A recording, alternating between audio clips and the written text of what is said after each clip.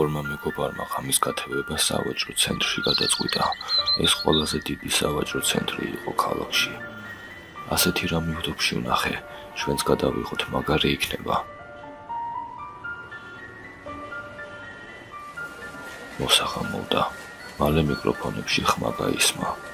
ძვირფასო მომხმარებლებო, გთხოვთ დატოვოთ შენობა, სავაჭრო ცენტრი მალე იკეტება. მათ ადგილი შეარჩიეს, რომელსაც ვიდეო კამერები ვერ ხედავდნენ, არც დაცვა ჩანდა ახლოს, შემდეგ გარადაში დაიმალნენ.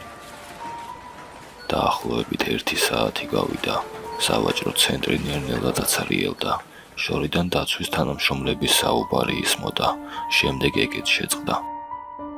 ბიჭები სამალავიდან გამოცვრნენ, ბნელი, ცარიელი დერეფნები ცოტა აშინებდათ.